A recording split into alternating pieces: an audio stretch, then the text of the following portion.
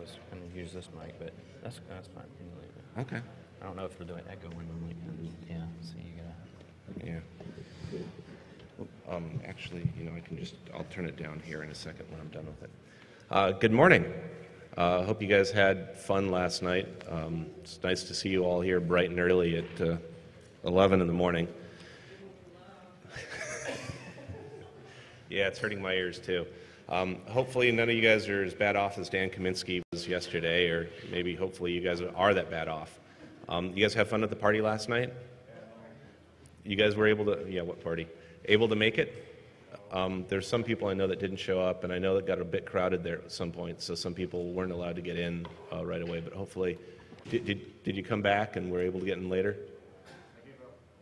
Actually, in some respects, you're probably better off, because it was like 120 degrees in there. It was just ridiculous. But hopefully the people that were had a bunch of fun until things got shut down. So right now we've got ScottMoulton coming up. He's going to be talking about hacking hard drives and data recovery, and it should be a really interesting talk, so give him a big round of applause. Can you guys hear me clearly? I'm ScottMoulton with Forensic Strategy Services, and this morning that you are here with hangovers with hard drives.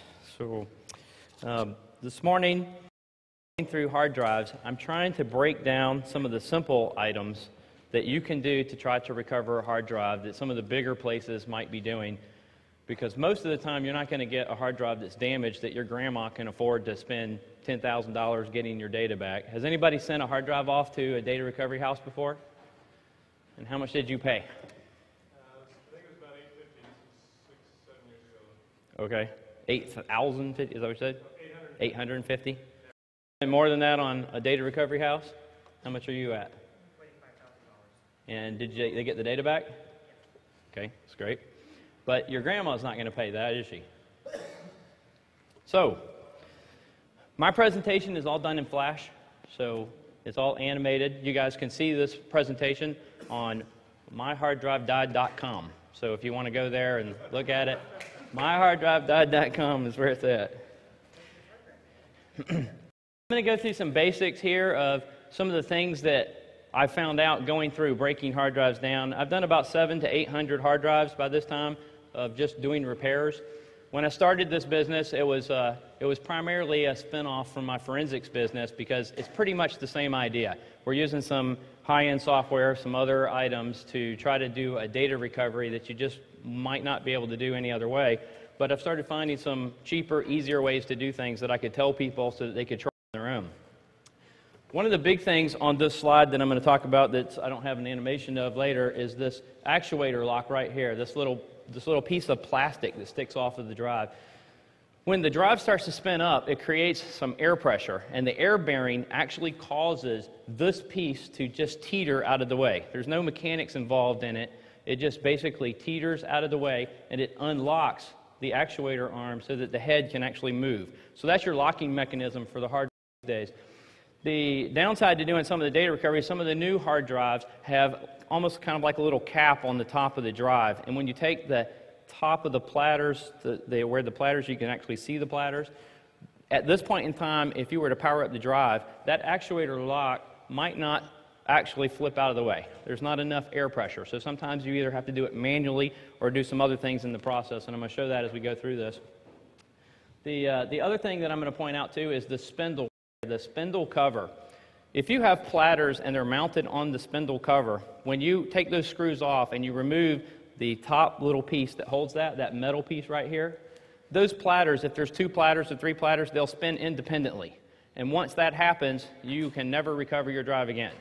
So this is part of the problem with trying to do like a motor replacement or something like that, because the motor actually is right underneath this cap. When you pull that off, you'll actually see the wires that are wrapped around the magnetic and things like that. So it's extremely difficult on a multi-platter system to pull the actual motor out and do a replacement. In a lot of cases, the motor is actually mounted to the casing of the drive, so you just can't pull it out and remove it. So those are 2 of the main things that aren't covered in the rest of the animations, but you need to be cautious about or keep in mind, and I'll cover something when we hit the end. I break this down into 2 segments. The first part is going to be going through the basics of a hard drive and what the things are that I see that are different that you might not already know. the second part is going to be going through the hard drives that I've done recoveries for and trying to repair them, and when you know it's going to be good and when it's going to be bad and when you can move on.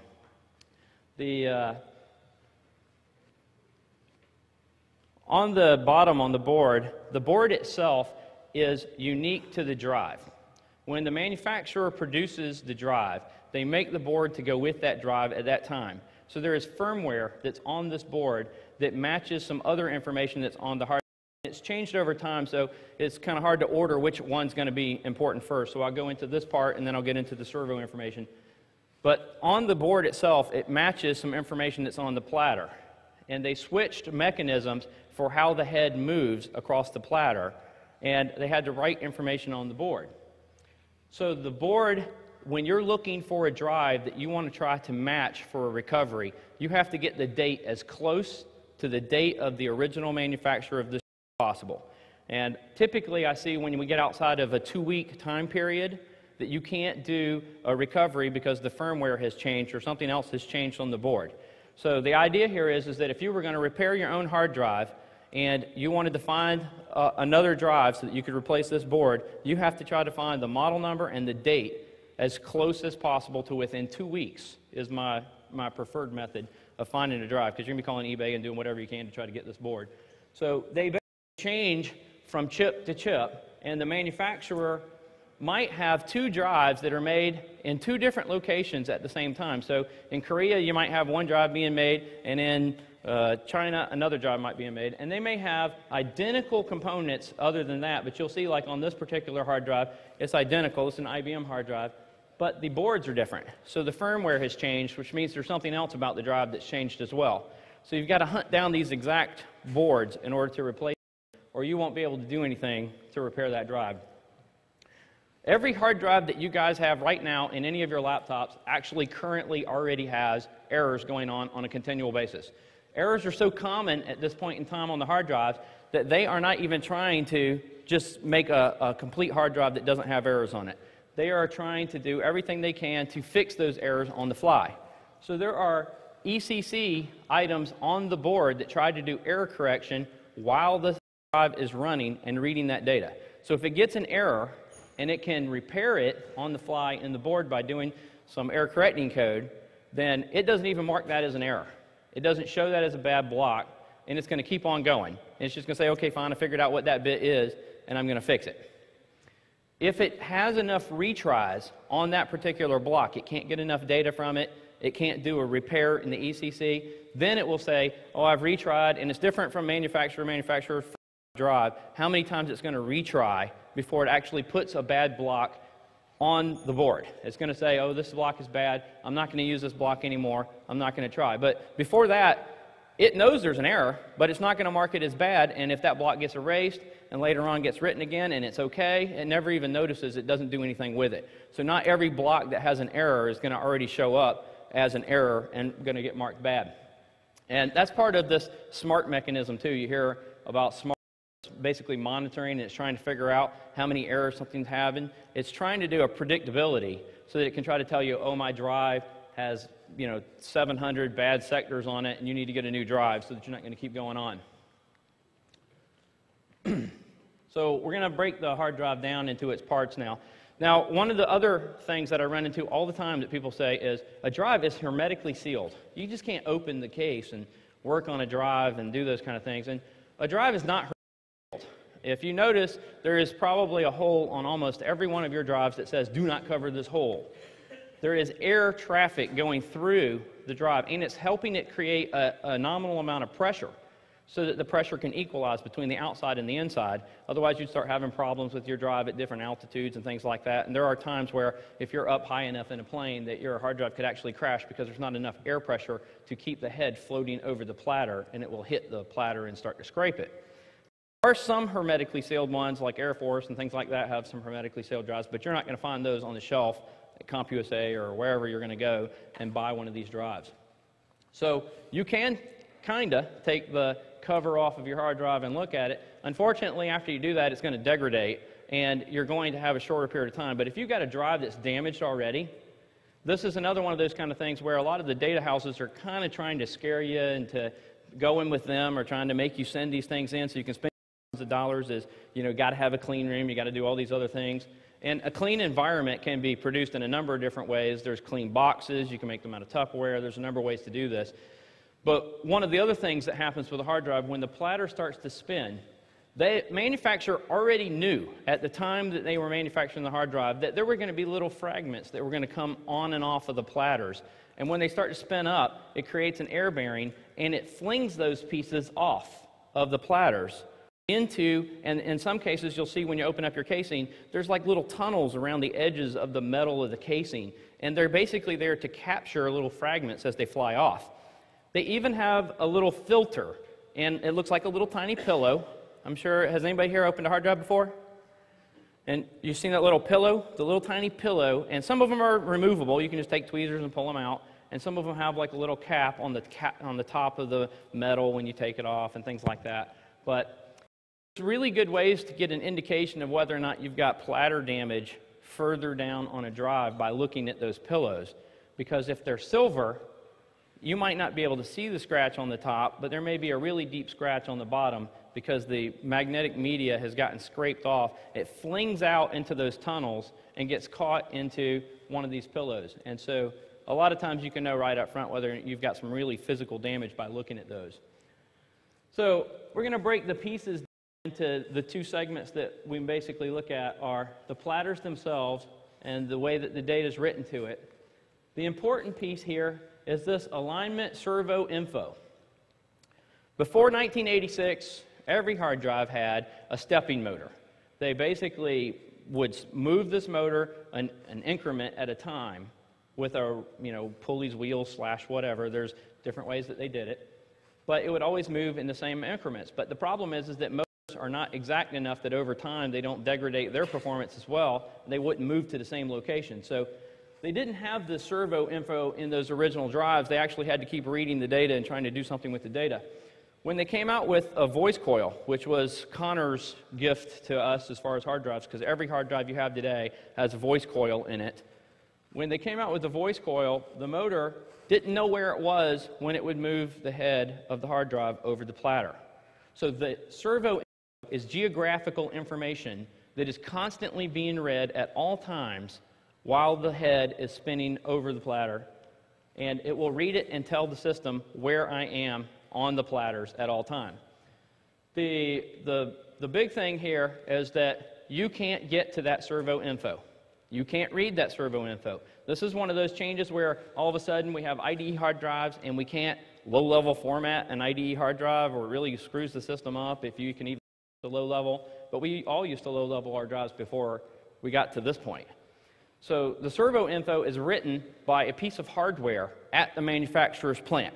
So when they change a platter, they change its location or whatever, that servo information gets written back to the first board, the IDE board on the bottom of the drive itself. And that information gets saved there to tell it where you're going and what's going to happen and where this platter is. So that's why when you change the board, if you don't get the exact board that was made at the same time, and it's a little bit of guesswork on getting that board, if you don't get that board, it's not going to know what the servo information was, and it's not going to be able to put that head back in the right place. So that's the most important aspect of doing any of this data recovery stuff. And if you have multiple platters, I kind of mentioned before that if you had multiple platters on a motor, you just couldn't pick them up and move them. Because that's the other question I get all the time is like, okay, well, if the drive is bad, let's just take our platters off and let's go get another drive and put them in that and it'll work. Well, if you have two and they free spin when you take those screws off the top, and you'd be surprised at how little there is any pressure or anything in there that holds those platters in place. But the problem is the cylinder, because the data that's written, and especially the servo information that's going to matches from the top of the board to the bottom to the, each platter is exactly aligned above each other. And if it was moved even like a 0.05 microns, it would never line up again, and you would never read the data off of that drive because the piece of data is written on top, and then it's written on the bottom, and then it's written on the top of the next platter. And that's what makes up the cylinder that you always hear, cylinder head, blah, blah, blah. And so that's where that information, if the two platters is turned, that's it. It's all over. You will never be able to read it again, at least not without some really, really extreme measures. So the voice coil is down here on the end of the arm of the hard drive's head. And the voice coil works exactly that the speaker does. Basically, it's putting an electrical pulse through the tail, and it causes the arm to move back and forth over the location of the platters. So that's one of the reasons why, because it moves so fast and it moves to a certain location that we can't tell, like we did with the stepping motor, where things are, and that's why the servo information is there at all. So this is the way that this works, and basically the magnets are pulling it in one direction or another, causing that head to move in extreme fashion back and forth. And this head can move back and forth over the platters 60 times per second. That's much faster than the stepping motors that we had up until about 1989. And Seagate and several other manufacturers were still doing that up until 1989 before they switched over to the voice coil that we use now. The air pressure, basically the way that this works is the head of the hard drive used to actually sit on the platter. In the early 1950s, when they first made the hard drives, the IBM made them so that they had tracks on each side of the heads, and it sat on the platter and scraped along the platter on the orange stuff, which used to be the iron oxide. It's basically rust on the platter. So you can imagine that as the head was moving over the platter, if there's rails and they're touching the platter, eventually it's going to cause a lot of wear and tear, and these drives are going to go bad. And these things you would have 24-inch platters, and there could be 50 of them in one hard drive. And so when one went bad, it was extremely costly and extremely difficult to get in and replace one and get one running. So basically through an anomaly, one of the guys figured out that when the platters are spinning fast enough, if you took some of that weight off of the head, it would actually float over the platter. And so by 1963, they switched over to having a head that floats over the platter, and it's never gone back since then. Basically eliminates that whole wear and tear that would actually happen on the drive. So when you hear that a head hit the platter and you have a crash, sometimes it doesn't actually cause a crash, but it can. It can physically scratch the platter and do things. Most of the time now when a head hits the platter, what actually happens is the head itself gets damaged because it's a small piece that sits at the end. This is the way we basically write data on a platter at this point in time. We use this longitudinal recording mechanism, and it's been in existence for 50 years up until basically this year. This past year has been the first time that we've actually had drives that were introduced that were different than this method. So it hasn't really changed over time at all. The only thing that has really changed is the areal density of the drive. So as we've increased the amount of space that we can write data on, it starts to cause this problem where you get bits that are flipping, and that's called the superparamagnetic effect. And they've known that's going to happen. They continually do math to try to predict when the bits are going to get messed up, when they're going to flip. And this gets beyond what the ECC data can recover from. When the ECC data is reading this, if there are too many flip bits, it will not be able to read this at all, and you'll eventually get a drive that just can't read anything. It'll just completely mess up everything that's happening. So this is the new drives, like that new 750 gig Seagate that just came out. They just switched over to a perpendicular recording mechanism, which instead of writing them long, it writes them up and down so that you can read the data and have more density in a smaller amount of area. Their goal is to make it so that your drive can spin faster, the head can read faster, and that your data is still intact, whatever the way that they're going to do it affects the drive. So they've switched a number of times to different mechanisms, and they use glass platters. Some of the drives use glass platters, and some of the drives use aluminum. And so they're trying to make them lighter and thinner so they can spin faster, and then they increase the density and also go to this perpendicular recording mechanism, and that's how we get a drive that has a single platter or just two platters at this point in time. That's typically the maximum. I've seen a few drives that have 3 platters, like a Western Digital drive and things like that, but the platters of the old days where we would have 8 platters or 9 platters in a drive, that's being removed, and we're basically getting down to a smaller subset drives so that we can try to increase the density and write that data to those drives and get more data on one physical drive. This is a new thing that basically just got patented by Seagate, and their idea is to use heat-assisted magnetic recording. They call it HAMR. And this is a little bit scary to me because as densities increase and I'm trying to do data recoveries, it could be a really big problem, but now they're trying to introduce this idea that the head is now too far away from the platter. If we want to read the data better, we need to get the head closer to the platter. So they're introducing an idea that we're going to move the head closer to the platter, but now we've got problems with evaporation of lubrication and things like that. So we're going to try to make it a tougher material, and we're going to heat it up so that we can change that bit and write back and forth to that bit. And so that's why you see that they've got a laser here on the end, and they're basically zapping the area, heating it up, writing the data to it. It's evaporating the lubrication that's on it, which they call nanotubes. So this really is a series of tubes. The nanotubes are the lubrication that's going to fit between this layer and keep that head from touching the platter and doing those things. But that seems really scary to me. I don't know if you guys are scared by it, because just from the fact of, yes, it might increase your density, and they think they can go 10 times the density. Now, they haven't said if they plan to use this in the perpendicular mechanisms items as well. So I think we're going to get a mixture of things. But, you know, if you could go to, 2 terabyte, 3 terabyte pretty quickly, I think most of you would buy it. But we may end up 2 or 3 years down the road with some mechanism that is faulty and doesn't hold up to time. So this is the basics of how the operating system reads and writes files. Now, if you're trying to do a data recovery, this is pretty violent.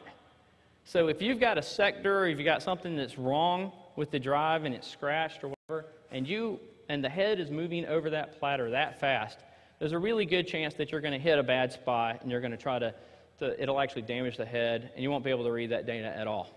So the ideal method of trying to do a recovery is to do a bit stream type image, where you actually read the data from one end of the platter to the other end of the platter as smoothly as possible.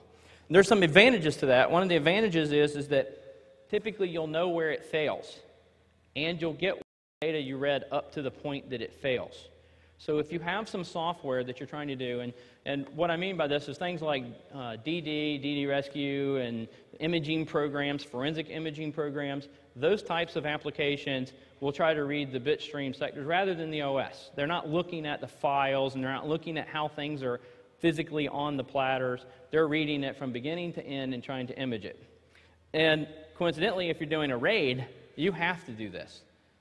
Other option, there is no OS. You got one bad drive in a set of drives. You're going to have to image that drive, and you'll probably have to image the rest of the drives that you have that are good to try to reassemble them into some manner with software or whatever else that you can do. And there are pieces of software that can reassemble RAID and try to guess things and work things out.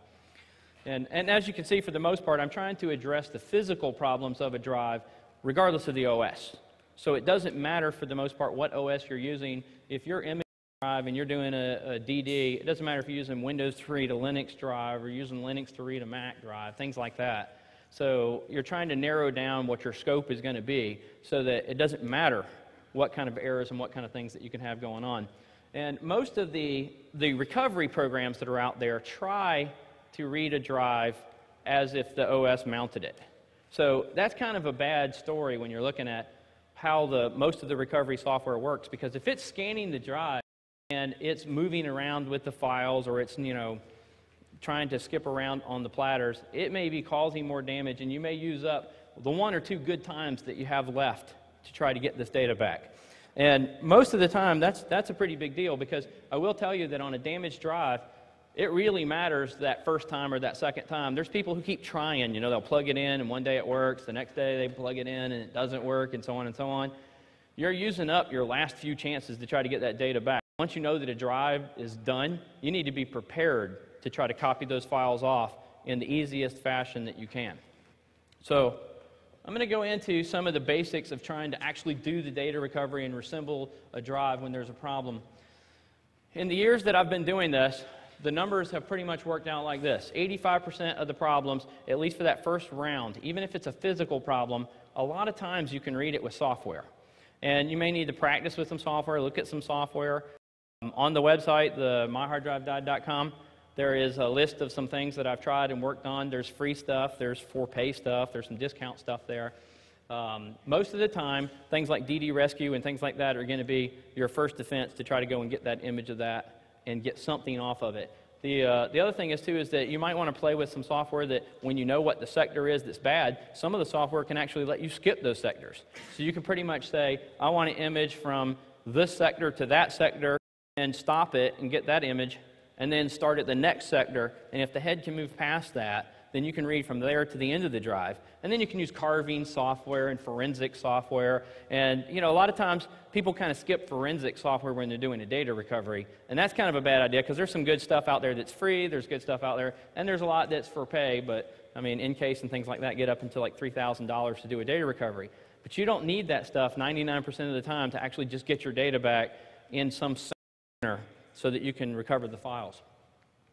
So this 15% of hardware, this is the breakdown of what I'm looking at for 15%. The electronics is the biggest one. The board that I brought up at the beginning, where the board fails, you'll get a clicking noise. Sometimes the clicking noise can be two things. It can actually be physical head damage, can't read it off the platter, and then the rest of the time it ends up being a board. A board got fried. Static electricity is really bad around hard drives. Most hard drives are fairly durable. People plug them in, unplug them. They don't use static guards as much as they should, things like that. But that is the biggest killer and kills that board right away. So typically, if you haven't had any signs that your drive is dying and you moved it from one system to another, that's typically what happened is you got some static electricity and shocked that board and it died. And it seems to me, and I'm not going to pick on any particular manufacturer, but my numbers so far seem to indicate that Western Digitals get fried more often from static electricity than they do by physical damage otherwise. Drives, when I actually get them in for recovery, the board seems to be fairly resilient, but they actually have a physical problem or some damage or something along that line. So just be a little bit more cautious, use your anti-static stuff and do what you need to do. But already, just because I just told you 85% you can do that first pass with software, and 10% you just got to hunt down this board, you've got a 95% chance now of getting back your data without having some physical problem or doing it some other way or shipping it off. So the heads and the platters, I put those together because most of the time that's what happens. They get together, and when that happens, that's where the bad news comes from. And then the 1% is your motor, and that's really bad news. So here's my rules when I'm training one of my guys and trying to get them up to par. I've got 8 guys that are trained to do recoveries, and they take systems apart, blah, blah, blah, and so on. The first thing is not to be emotionally attached. So if it's your hard drive, sometimes you're going to be a little more emotional than you need to be, and is you do not need your porn back this week. You can live one more week without your porn. So you need to be a little removed from that and go get new porns from someplace else. Damaged hard drives do not do the same thing twice. And I quite literally mean that exactly the way that says it. That one day you'll plug it in and a damaged hard drive will work. The next day you plug it in and it doesn't. And it goes back and forth. But like I said, you have a limited number of times that when you plug a hard drive in recovery that you may actually be able to get that data back. So try to be prepared the very first time you plug it in, have lots of free space available, and when I mean free space, I mean that's a real key down here on this free space is your friend, because if you have to do an image and you get lucky enough that maybe your OS mounted it, you might need to do 2 or 3 things at the same time and try to limit the amount that you're going to lose. If you plug in a hard drive and you're on a Windows system, the OS mounts it. You need to know exactly what files that you need first. So if your grandma gave you this and she said, I need QuickBooks back, then you just skip everything else and you go straight to the QuickBooks folder and you don't do anything. Don't try to do 2 copies at once. Don't say, I got my pictures of Jimmy over here in my documents folder and I'm going to copy those out too. You wait for each process to stop and finish before you go and get the next copy. And you do it systematically in order, 1, 2, 3. In the order of importance. Don't go getting OS files and things like that. And that's kind of the bad thing about some of the recovery programs is that they don't ask you about what files you're looking for. Most of the time they'll go and say, I'm going to scan your whole hard drive, and that includes your OS and all your program files. And 99% of the stuff that you're looking for is going to be in the My Documents folder on a Windows system. On a Mac system, you're always going for the user folder. The rest of the stuff is just crap. You can restore that stuff or get it from some other place. The only difference there is that you also need to know things like about Intuit.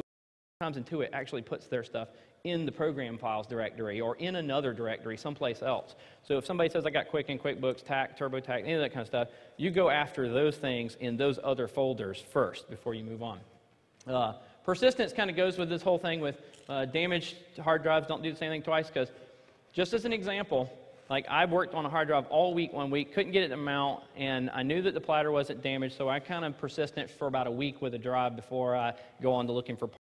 that. But I plug it in on a Friday. I was just kind of sick of it, and I went home. I came back on Monday, and it was mounted and running, and it was working fine. So I was able to get the recovery done and then move the drive off and do whatever.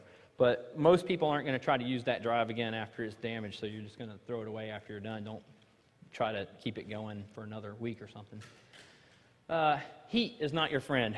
And some of you probably read this tech document, the Tech Republic document that says like 200 to recover. You guys read that? Anybody here? There's a thing that says 200 ways to recover your hard drive, and they basically give you like 3 sections. One of them says freeze your hard drive. That's number 1. Number 2 is like hit your hard drive with a hammer or something like that. And it's some pretty bad news. It's some pretty bad advice in some cases. Freezing your hard drive, if you do that, most of the time what you're going to do is get condensation on your platters, water is going to get inside the board, and as the temperature reaches more than 70 degrees, going from 0 to 70 or something, it's going to cause this condensation, it's going to cause the drive to fail. But cooling the drive is a really good idea. It's really a smart idea to try to keep it as cold as possible while it's running, and typically it wants to be in the 70 degree range, but most of our drives are running at about 120 degrees. Most of you don't realize that, especially like Macs, they seem to get a little bit hotter where the drive is in their laptops than any place else. So if you're doing any monitoring and stuff like that, you'll see them running at like 117, 123 degrees. And that's some pretty bad news too, because metal expands. Glass doesn't expand as much. So when you've got somebody who's using like a IBM hard drive and the platters are made of ceramic material, there's ceramic and glass, they're kind of used universally as far as the way that they're talked about, but they do not expand as much. So typically you'll have a little bit better luck with heat with those drives. But the side effect of that is that glass, that if the head does hit the hard drive, it hit the platter, it is going to scratch it, and you will see pixie dust going all over the place. And everybody on eBay is your friend. You will have to call them, contact them, email them. When you're looking for a particular drive, when you go to eBay and you pull up a drive and somebody's got like 3 drives laid out and say for sale, that could have been somebody else's picture. They just pasted it into their stuff. So when you order that drive, you're going to be really disappointed when you see it's not the same number and it's not the same thing. So you need to let these people know when you're looking for a particular drive, the model and the date. Most of them will tell you up front. They'll tell you for free. They'll email you or whatever. They know you're looking for a particular drive. But if you get some of these guys who know you're looking to do a data recovery, they jack that price up. So now it becomes like $100 extra to go and look for this drive that you need to find. But if you're looking for a rare one, and that's the other thing is too, is that sometimes one week you might not find it on eBay, but next week you will. So, you know, if you're attached to it and you put it aside and you wait a week, you might actually get it next week. And that works out pretty well. It's a good method to go through. You just need to kind of wait and be cautious. So you want to try everything before you open this case. So if you don't really have a clean environment, again, if you go to my website and you look at where you can make like a Tupperware thing, I've got a link to actually tell you how to make a clean room of your own where you can disassemble that drive and you're in good shape. Most of the time you'll actually be okay just in a clean spot just to get that drive running, because how many of you are going to open up your drive and then you're going to keep using it after you've opened it? About 9 minutes. Yeah, but after that you're not going to like plug it in and, you know, put all your new porn on it on your, you know, for the next 6 months, are you? It was kind of toasted. Yeah, it's pretty toasted. After you open it and you expose it to the environment, there's a much better chance it's going to die later on, but you've already had a problem with it. So hard drives are cheap by comparison. I mean, if the data that's on there, it's pretty easy to get something cheap, even memory sticks and things like that, just to get by. But you don't want to keep using a hard drive that's even partially or possibly damaged for any permanent stuff. You could probably keep your OS running on it and keep another data drive going, but you don't want to do that. You want to look at your logic board carefully. I'm going to show you in a minute what happens to the logic board and how you can actually tell if there's something wrong with the board on the bottom. And different connectors do different stuff. And this is really true. If you use a FireWire on a drive, sometimes it won't mount, but then you can plug it into a USB. Sometimes it will mount. And also the other thing is too is that an IDE controller that's on the board, like on your motherboard, or if you get a separate IDE controller and plug it in, it has better error handling. So you have a lot better chance of using an imaging application and doing something like DD Rescue to read each sector on the drive and getting that data back, because it will constantly retry if the software tells it to. And that's exactly what DD Rescue does and things like that. There's some others like There's a free one that's called FTK Imager for Windows. So if you're not, because DD Rescue is not going to run on your Windows box. So if you want to try a really quick one and you have a Windows box, it doesn't matter if the hard drive mounts. A lot of times if you go into Device Manager and you look at the devices, if it tells you under your hard drives the correct model number of your drive, it doesn't matter if it mounted, and you can go into your disk view and see the whole layout and all of your partitions. So don't think it's a big deal. It doesn't have to show any partitions at all. That's actually, again, just a software view of what's actually happening on your system, and it doesn't know. So if it shows up in Device Manager under hard drives, the hard thing there is looking for that model number to make sure. Like, for instance, Western Digital drives, when the board's fried and you plug it in, it'll say it's a 2 terabyte drive. I don't know why it says it's a 2 terabyte drive, but the firmware will instantly fry, say, 2 terabytes, and that's what it'll do. So that's a good indication that the logic board is bad. And that happens with others, but typically Western Digital's is the one that's going to do that. And I'm not trying to pick on them, because Seagate and Maxtor and all of them have their problems, and they're all going to die sooner or later. So it's just going to happen sooner or later. The other thing is, too, different OSs. You'd be really surprised. Like, for instance, and I'm going to give you Mac guys a simple one here, because this is not picking on you guys either, because I got Macs and I love them too. But when a Mac partition gets corrupt or something happens to it, Mac's software at repairing that sucks. It can't do it. Most of the time, it'll say, oh, linker error or something else, and it'll show up, or it just won't mount the drive. And a lot of people that have Macs, sometimes they only have a Mac. So their other computer might be a Mac too. So they take the hard drive out and they go over and they plug it into another Mac. That Mac's not going to see it either. Neither one of them is going to be able to see it. So I get those in for recovery all the time. And so a lot of the guys who, because I do, if you call CompUSA, or if you go to Micro Center or Pro Onsite or a bunch of these other guys, we have deals with those guys, because we don't market to the public. We make deals with those guys to send us their hard drives for repair. So if you called those guys, they're going to ship it to me.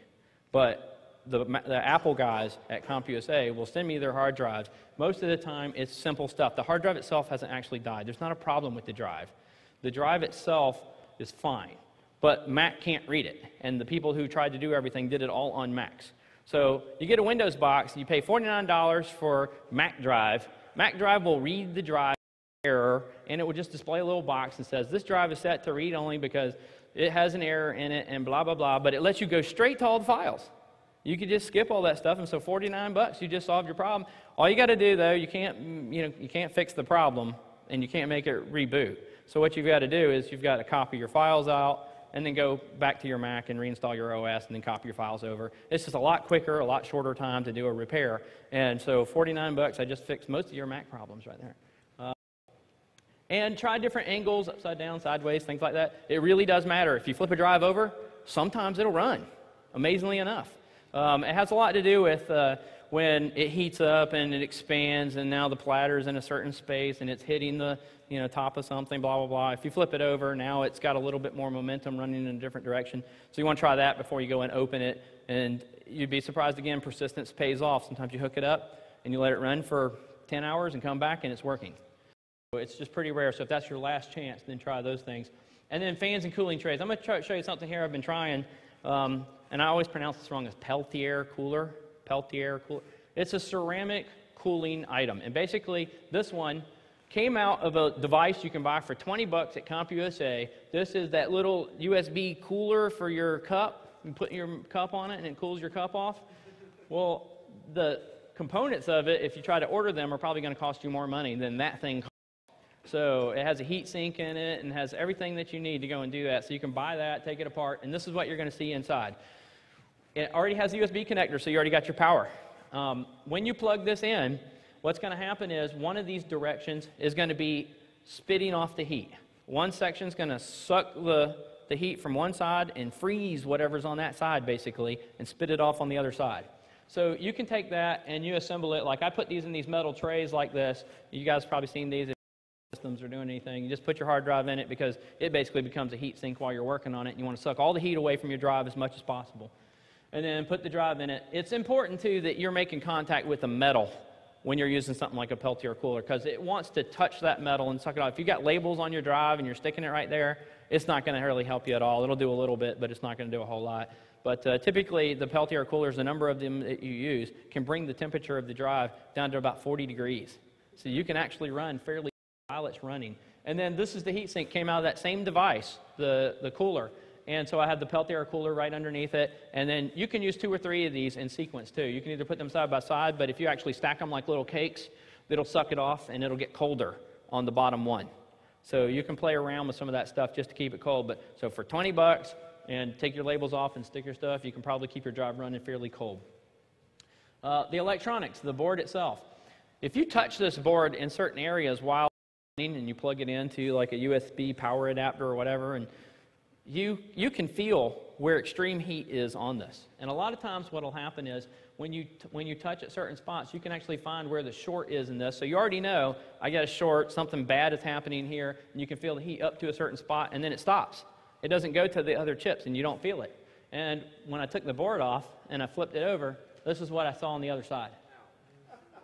So this is common. You would fry. Sometimes I see little diodes or things like that, but they fry. They smoke. Things happen. Sometimes they smell. But you can basically take that board off, replace the board. The drive's in great shape. No problem with it. And actually, at that point in time, I haven't opened the drive. So just replacing the electronics on the board is fairly simple. There's 4 screws on the bottom of your board, and there's no soldering contacts or anything like that. It physically just contacts the drive. So there's nothing like loop back inside off of that board. It's 4 screws, contact on the outside, powers up both the power for the motor and makes the contact for everything inside the hard drive itself. So that's a fairly simple thing to do, and that's always your first line of defense. Because no matter what you do after that, you're still going to have to buy a duplicate drive. You're going to have to get the exact drive, and you're going to have to do everything else anyway. So you want to make sure that the new drive that you bought actually works, so you power it up. Don't be so anxious to take the board off and go put it on your old drive. Make sure it's working. Make sure the board works. Then take the board off to the drive. Make sure that that's running. If you're lucky, you might just be done right there. You might get your whole copy, and you might be finished. Otherwise, you might not hear a motor spin up, or you might not hear other things happening. And sometimes there's no way to test that motor easily without having that exact board either, because you don't want to go playing around too much with voltages and things like that unless you want to spend some time sending it to a data recovery house. So a head crash. Sometimes the head doesn't fall off like that. Sometimes it just hangs there and drags along the platter and does more damage. But it's typically that's what we're looking at when we look at a head crash. So I actually replaced this one and got this drive back up and running. You can see the reflection here is basically hanging, and nice close-up of that. But I replaced the head of that one and was able to recover the data off that drive, and it worked just fine. The hardest part about this one was that the head actually parked on the inside of the platter instead of the outside of the platter, and I'll go into that in a few minutes. So you're 15 damaged heads. Now, you can't go to Jensen and ask, hey, give me your head replacement kit. You're not going to get a head replacement kit. They don't know what you're talking about. There are no tools specifically made for doing this. There's probably only a handful of people who even try to do these kind of things. But you're going to end up trying to make your own tools, and this is paper. This is a yellow Post-it note, and you're going to fold it, and I'll show you how it holds them apart. But the whole point here is, I'm lucky enough on this particular drive to have a ramp. That's pretty much on all the Hitachi/IBM drives, there's going to be a ramp. Some of the Seagates and some of the Western Digitals have a ramp on the outside. That's really nice because this ramp basically holds the 2 heads apart, and you can keep the 2 heads lined up. And so your piece of paper here, your whole point for that piece of paper is to hold these 2 pieces away from each other, about the same configuration that they're in the ramp, so that when you get it out, that they don't touch each other. Once they touch each other and the 2 ends hit each other, it's a done deal. It's a lot easier if you've already taken out your good drive, your old drive stuff first before you switch over from the new drive, so you have some place to put it, because you can't really sit these things down or anything. It'll take you about 2 hours to do a head replacement like this, and you just have to be patient. But if you're careful, it'll work very well for you, and you'll actually be able to read that data again. So you take out of your old one. The only thing that's there is on this bottom piece right here before you take the head off. This piece has usually got a screw in it that goes through to the other side for the contacts for the IDE board.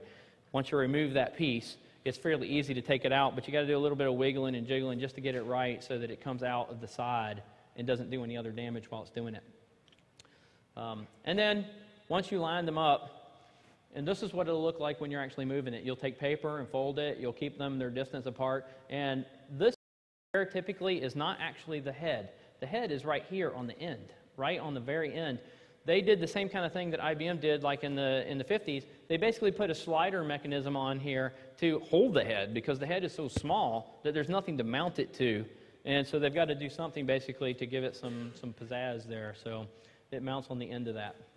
And you'll also see too from the way that this piece of metal moves, you can see that the whole idea of the hard drive was made so that when the pressure from the air was spinning up and the drives and platters were spinning up, the pressure is what's pushing up on that. So you can see how flexible these things were. And they're actually made as a triangle on purpose because it gives it the most rigidity at the end and takes off all the extra metal, and then they cut all the holes in it. And that's the same thing for the holes down here on the arm, where the airflow actually helps, kind of like the wing of an airplane, push those apart in a certain pattern so that you can actually make that head float. This is what it looks like. Bad news. If your piece of paper falls out, and that's another good thing too, is that when you're doing this, you need to be in a spot where somebody's not bumping your arm. So you need to make sure that there's nobody standing behind you or any of that kind of stuff, and just kind of lock the door or whatever, and make sure that that does not hit each other at all. Because if your arm gets bumped and that little piece of paper falls out, it's game over. You're not gonna be able to do it with this. Just stop right there, close it back up, and go back to eBay. Go get another drive. Start all over again. Now you're ramping up your cost though, but most of the time you can buy these older drives or anything that's like $250 and below, easily $69, $70. So most of the time you're going to save still a lot of money. This is what that ramp looks like. Now this one happened to be an IBM, and it's got these little fingers on it that actually help line it up on the ramp. These are great because if you've got one of these, then and so you open up your drive and you see that, it's like, woo, I got a party going on, because this is going to help you a lot get that thing lined back up. If you don't have a ramp on it, then it's going to be hard to try to in the exact spot so that when the head comes back out onto the platter, it doesn't drag the bottom of the head along the platter and just scrape it right back off, because once that happens, the rest of the thing is going to dig into it like an airplane. It's just going to crash right into that platter and scratch the crap out of it, and so your good data is no longer good. It's actually going to be gone. This, I think, is completely plausible and possible, and I've done it. This is 4 heads on 2 platters, and it's great that there's a ramp there. You don't usually when you got 4, but I got lucky in this particular one. So be very, very cautious and take your time to line those back up on that ramp, because if you mess that up, and the second that you power it back up, it's going to be over. And make sure you reassemble back all of this stuff over here, because the locking mechanisms and things like that, if you don't do it right and you don't get them back on right, or you just say, oh, that's a locking, just throw it away, what'll happen is when the heads come back out, they'll fly right off, and they just keep right on going. It's gone. So, and once that happens, it'll never come back, because as soon as because it'll try to draw it back in, and it'll just scratch the heads right off the platter and blah, blah. So this one is a little bit harder, but this one is completely possible and plausible. The problem here is that these mount on the inside. So tweezers are extremely good for this, especially like surgical tweezers. So there's tweezers that push out, and there's tweezers that push in. So you want to get some that push out. And so you basically are going to do like a game of operation. You're going to be very cautious. You're going to turn it on its side. You're going to go down the side here, and you're going to put the tweezers around it and push them apart. And then this one's going to take 2 people to do it right, because you've got to move this set of heads back onto a live, good platter without touching it, and park them back in the same spot. It can be done a little bit longer, 2.5 hours or so. It takes a little bit of practice. But again, we're only talking about that last 5%, last 4% of the drives that you can do that. If you see this, then you start praying, because it's never going to happen. You're not going to do it. It's not going to be able to be recovered. This is a SCSI drive with 16 heads, 9 platters. It's bad. It's gone. You'll never even get this mechanism out of here without scratching the platters in the first place, but I think it can't be done, not this way. So let's look at some of the platter damage, and when you know you can just pretty much quit. This is what happens, and the head will keep on moving, going, and the drive will keep trying to read the data, and it'll keep moving along, and it'll just scratch that platter. This is what it looks like. This one is an IBM hard drive. This one's a ceramic glass platter, and if you guys look at the picture on the myharddrive.com, you'll see that you can see through the platter. It really is glass, and so it scratched it. This one's kind of unique. It scratched both heads on both sides, scratched all the way across the platter, and so it dug off all the oxide, and you can see right through it. And it's pretty cool to look at while and stuff, but that's... And this guy got really mad. This guy, like, I called him back and I said, there's no way that you're going to ever get this data back. And he goes, I don't believe you. I want you to box it up, and I'm going to take it to somebody else. And so when he got there, I had, like, taken all the little pixie dust, and I put it in a little bag. And I said, you're right. All you got to do is sprinkle this once in a while, and you'll see your data again. He did not have that reaction. Everybody else in the office did, but it's $50. I do like a $50 valuation. Here's the other key from that question is that every data recovery house, and they don't want you to know this because you can hold them hostage, they do all the work before they tell you they can recover it. Like OnTrack says, well, we examined your drive and we'll send you a list. And this is what we can recover. It's not what they can recover. They did recover it. They're not going to even send you the list until they've already got all the data back and they already have it secure someplace. Because they only have one chance. If that drive dies in that process and they sent you this list, well, now they got liability. Oh, you had my data, but now you can't get it? What do you mean? So things like that happen. They already do it, and it's already done, and it's already sitting on a drive waiting for you to say, oh, yeah, I'm going to pay you. They just won't tell you that. But I do like a $50 evaluation fee, and because I'm already dealing with like corporate clients and things like that, it's not really a problem. I just tell them yes, no, good, bad, whatever, and I get like 98% of everything back. So it works for me. This is a drive where the head hit the platter, and I kind of just turned it sideways so you can see the light. This is that checkerboard pattern. It was basically skipping. It was, and you're not going to get that back either. That one's pretty much done. And this is a good example of somebody who tried to do their own before they actually gave it to me and continued on. This is the other thing. It actually started out making these little tiny S's. Again, it kind of started skipping, but like a little piece of the metal dinged it. And so as the head's moving along, it's whacking the platter until it eventually does a complete scrape like this. But you'll get these little S's. So if you see the little S's, you're done there too. Motor failure. You'll be lucky if it moves at all like this when you have motor failure. This is the reason why you can't do one with the motor failure. When you take them off, the only thing that's in between these two platters, if you have two, if you have one, you can do it. You can move, you can buy another drive exactly like it, you can take that platter out and you can move it to another platter and you're in good shape. But if you got two, they spin as soon as you do this, and this little piece right here is nothing. There's no grid, there's no nothing, it's all held by pressure, and so you can see you just can't, and you can't remove that motor. That motor's part of the casing. This is actually just a cap for the motor, and so once you do that, the spindle won't be able to be removed and replaced. So again, this is one of those reasons why you can't do a multi-platter. When you have a multi-platter and you try to move two platters at once, because that servo information is actually what's making up that cylinder, you'll never line it back up again and you'll never moved over to another drive after you've done it. So once you remove those screws off the top of the platter, you're done too. So, and then it's all in the garbage, all of it. So good, the bad, the whole thing, just write your data on. Yes, sir.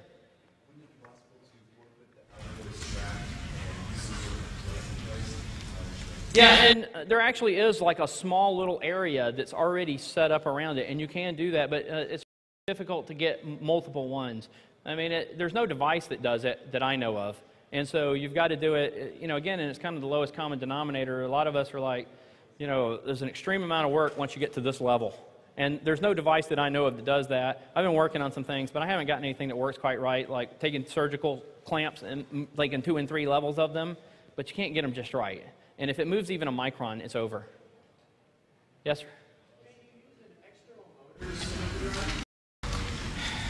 Well, I've tried a couple of things. If it's not spinning at exactly the right speed, it will cause a problem. It wants to spin. It knows exactly how it needs to spin. And this is another good example of when your motor might be bad, but it does actually spin. That little teetering component that sits on the outside of the drive where it unlocks the arm, if your platters do not spin at the right speed, it's not enough pressure to move that clamp out of the way, and that's a good indication your drive's spinning slower than it's supposed to. Without, you know, it's still a damaged motor, but it's extremely difficult to try to use another motor unless you're going to like drill through the middle of the motor.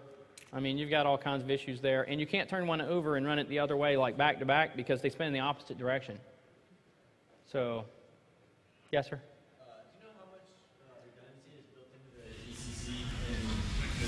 I've watched Smart many, many times to try to figure out. Here's another thing about Smart is that Smart like clears itself like every 3 minutes. So like whatever data it writes and says, oh yeah, I had a bad, block like 6 months ago, blah, blah, blah, it's already cleared, and now Smart starts all over again. So it's not really giving you good data back. So the data is always on the fly, it's always stored at the time that it's running, and you don't usually get good responses back. So, I'm not really sure of a good way to do. Yes, sir? Hard drive's going bad. You find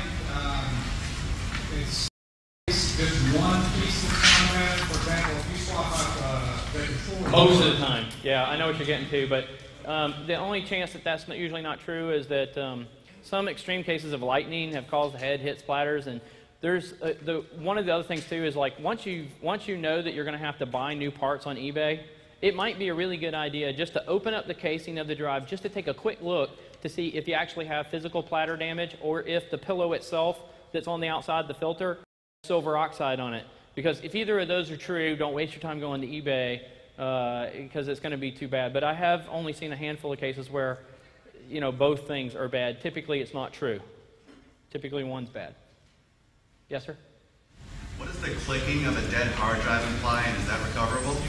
Yes, it can be. A lot of times it is the physical board itself, but most of the time the head is trying to get the data off of like the beginning of the sectors to try to tell you, the MFT or something is on that drive. And that's one other really good thing is there's a tool I use that's called, and if you're doing Windows recoveries, it's really neat. It's called MFT Explorer, and it's from Runtime.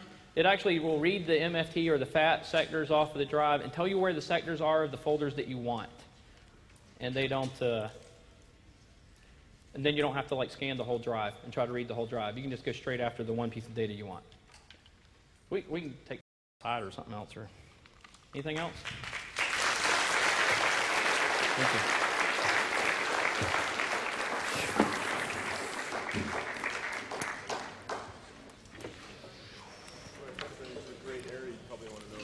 What's that? He wound up having a chip explode on his board. Mm-hmm. Yeah, I'm trying to figure out how to do that.